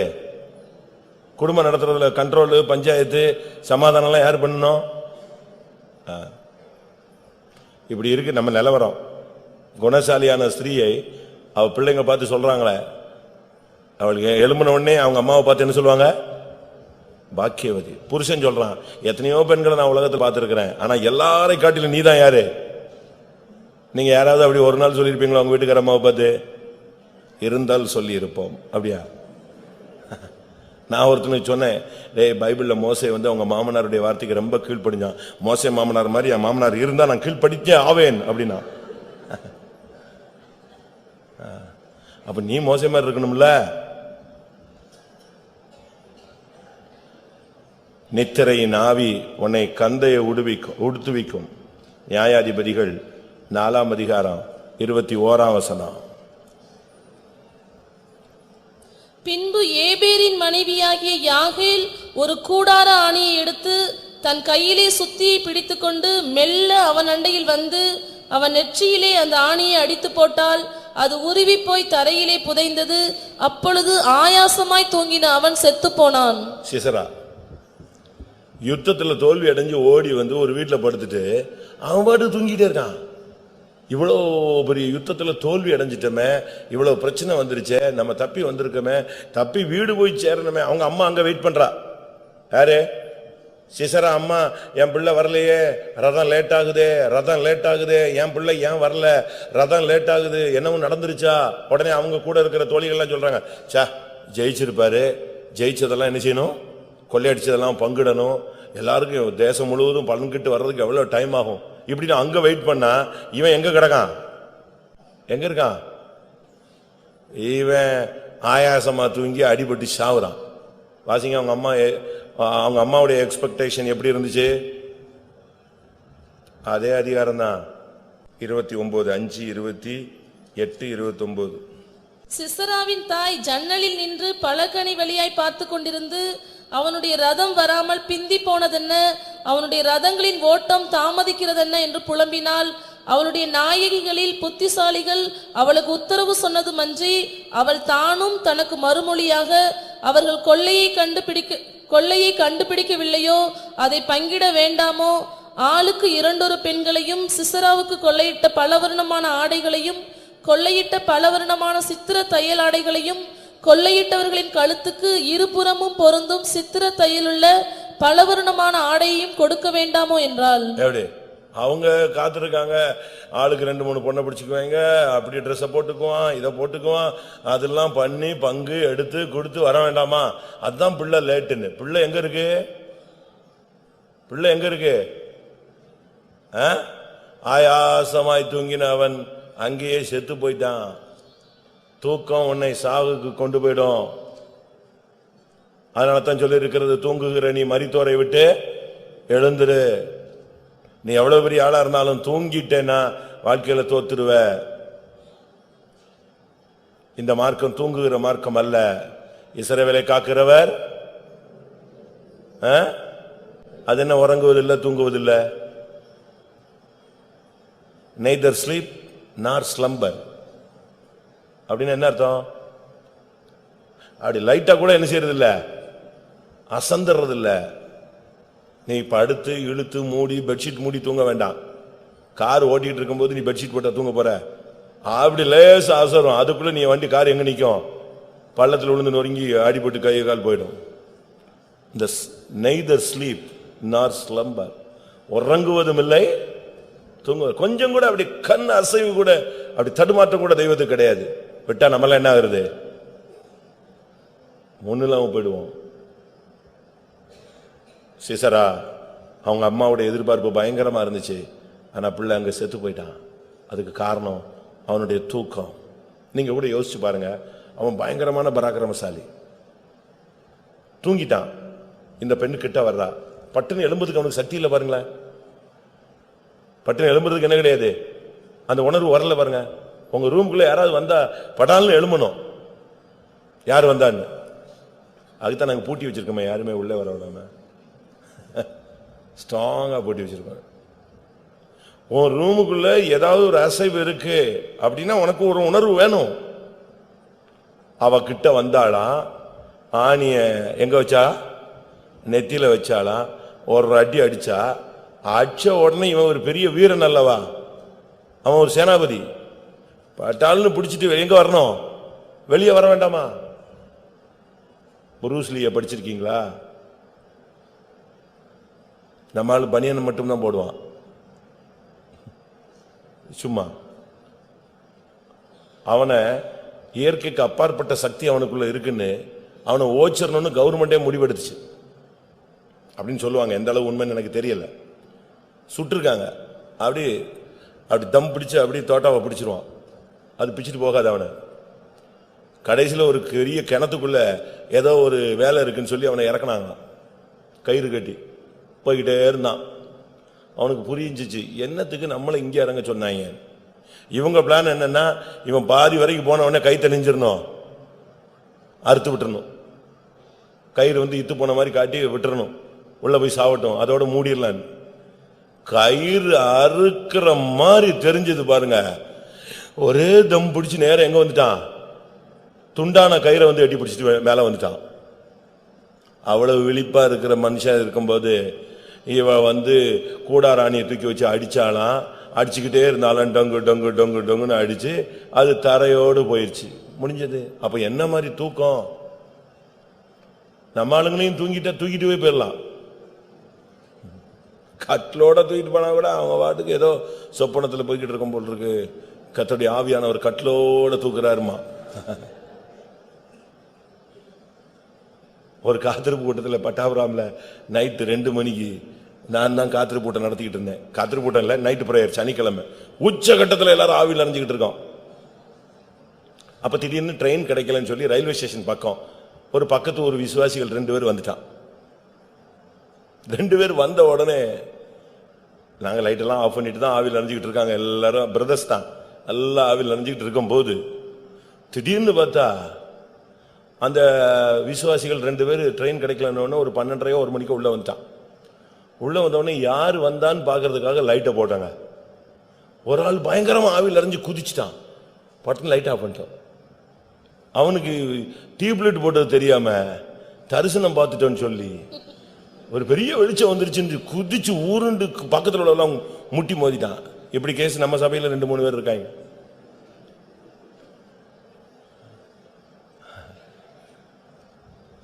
இதெல்லாம் என்ன ஏதுன்னு தெரியவே தெரியாது. தூங்கிட்டே இருக்கிறது, பட்டக்குன்னு ஏதாவது தெரிஞ்ச உடனே சொல்லிடுறது. நியாயாதிபதிகள் 16:19. அவள் அவனை தன் மடியிலே நித்திரை செய்ய பண்ணி, அவ்வளவுதான். அன்னைக்குதான் அவனுக்கும் சவரகன் கத்திய வச்சு சரட்டு சரட்டு சரட்டுன்னு இழுத்தா ஒன்னும் சூடு இல்லை, சொர்ணம் இல்லை. பேரு தான் பெரிய பராக்கிரமசாலி, கோட்டையெல்லாம் பிடுங்கிடுவான். ஆனா அவ தலையை சரிக்கிறதுக்கு வச்சு தலையை சரிச்சா இவன் நல்லா தூங்கிட்டு இருந்தான். அவன் கண்கள் பிடுங்கப்பட்டது, அவன் வேடிக்கை பொருளாய் மாறினான், அவன் தரிசனத்தை இழந்து சிறைச்சாலையில் கிடந்தான். அதுக்கு காரணம் என்ன? அந்த கொஞ்ச நேரம் தூங்குன தூக்கம். கொஞ்சம் உஷாரா இருந்தான்னா கத்தியோட பிடிச்சிருப்பான். அதுக்கு தெரியல, ஒரே பிடியில நசுங்கி இருப்பா இவன் இவன் இருக்கிற அபிஷேகத்துக்கு. இல்ல அந்த தலையை சிறைக்க வந்தானே அவன் செத்தான், கூழ் கூழாக்கிட்டு இருப்பான். அவன் எழும்பலையே எழும்பலையே சிம்சோன் அப்படியே போயிட்டானே. ஆதியாகமம் 15ஆம் அதிகாரம் 12ஆம் வசனம். சூரியன் அஸ்தமிக்கும் போது ஆபிரகாமுக்கு அயர்ந்த நித்திரை வந்தது, திகிலும் காரிருளும் அவனை மூடிக்கொண்டது. எத்தனை மணிக்கு அயர்ந்த நித்திரை வந்தது? எத்தனை மணிக்கு? காலையில 3 மணிக்கா? எப்ப வந்துச்சு? சூரியன் அஸ்தமித்தது. சூரியன் அஸ்தமித்தது எத்தனை மணிக்கு? சாயங்காலம் 6:30 அஸ்தமிக்குது. இங்க விசுவாசத்தின் தகப்பன் ஆபிரகாமின் ஆண்டவருடைய சிநேகிதர் எங்க எங்க எங்க போய்கிட்டு இருக்கிறாரு? தூக்கம். பலி பொருளை முன்னால வச்சிருக்கிற பறவைகள் வரக்கூடாது, அது சாபம் ஆயிடும், கர்த்தருடைய அக்கினி இறங்கணும். நீ காத்துக்கிட்டு இருக்கிற கர்த்தருடைய அக்கினிக்காக. நீ இங்க வந்து தூங்கிட்டேன்னா என்ன ஆகுறது? சாயங்காலம் 6:30 இந்த தூக்கம் முடிச்சு அவன் எழும்பும் போது கர்த்தர் சொன்னாரு, உன் சந்ததி 400 வருடம் அடிமையா இருக்கணும். தபார்னு எழுப்பிட்டான். என்னது 400 வருஷம் என் சந்ததியா? முடிஞ்சு போச்சா? அன்னைக்கு தான் அந்த சாபம் வந்துச்சு. வாசிங்க அடுத்த வசனம்.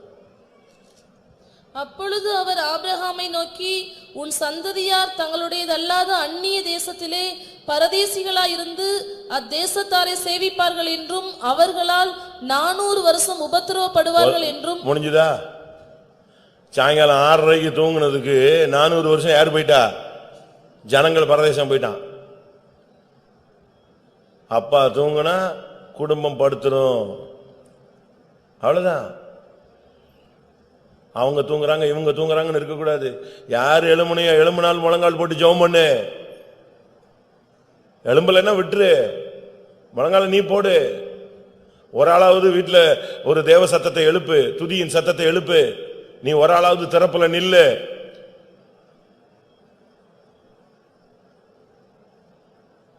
அப்போஸ்தலர் 12ஆம் அதிகாரம் 6ஆம் வசனம். ஏரோது அவனை வெளியே கொண்டு வரும்படி குறித்திருந்த நாளுக்கு முந்தின நாள் ராத்திரியிலே பேதுரு 2 சங்கிலிகளினாலே கட்டப்பட்டு 2 சேவகர் நடுவே நித்திரை பண்ணி கொண்டிருந்தான். அவ்வளவுதான்.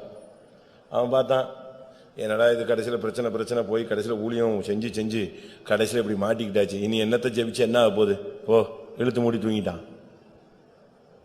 ஆனா கிருபையுள்ள தெய்வம் அவனுக்காக ஜெபிக்கிறதுக்கு 5ஆம் வசனத்துல ஒரு டீமை வச்சிருந்தாரு. அப்படியே பேதுரு சிறைச்சாலையிலே காக்கப்பட்டிருக்கையில் சபையார் அவனுக்காக தேவனை நோக்கி ஊக்கத்தோட ஜெபம் பண்ணினார்கள். அதுக்கு தான் நான் சொன்னேன், உன் புருஷன் எழும்பல, மனைவி எழும்பல, பிள்ளை எழும்பலன்னு சொல்லிட்டு ஒவ்வொருத்தர காரணம் சொல்லிட்டு நீ சேர்த்து இழுத்து போட்டு முக்காடு போட்டு தூங்கிடாத. யாராவது ஒரு ஆள் எழும்பு. பேதுரு தூங்கிட்டான், ஆனா சபை தூங்கலையே. சபை தூங்குச்சா? சபை தூங்குச்சுன்னா முடிஞ்சு போச்சு. பேதுரு தூங்கிட்டாரு, ஆனா சபை அவனுக்கு தூங்கல. சபை விழித்திருந்து போராடிச்சு. கர்த்தர் தூதனை அனுப்பினார். எல்லாரும் கண்களை மூடுவோம்.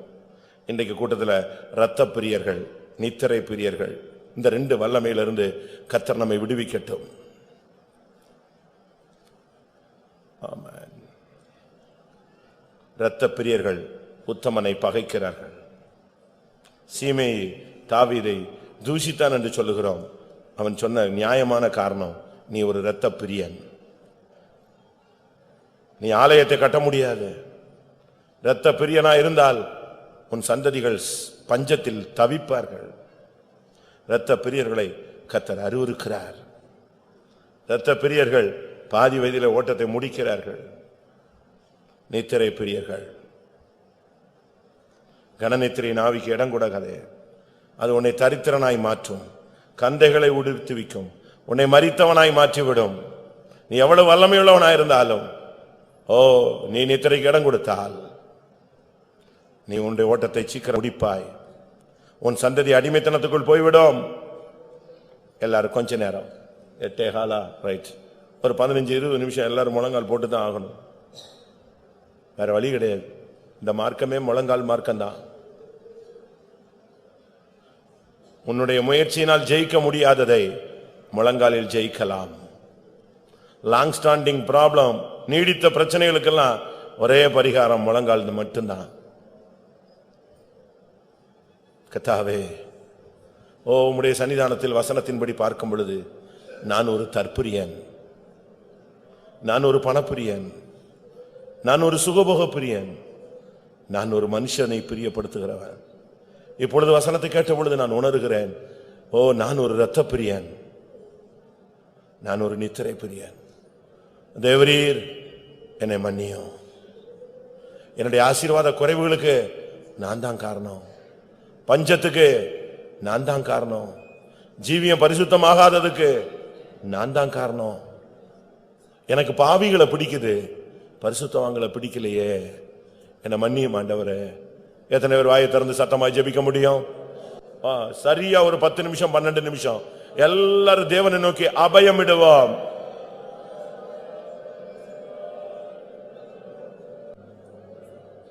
வாயை திறங்க, சத்தத்தை கூட்டுங்க.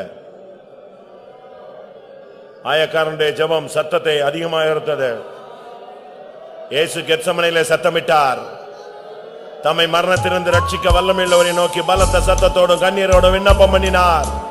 அவருக்கு உண்டான பயபக்தி நிமித்தம் அவருடைய ஜெபம் கேட்கப்பட்டது.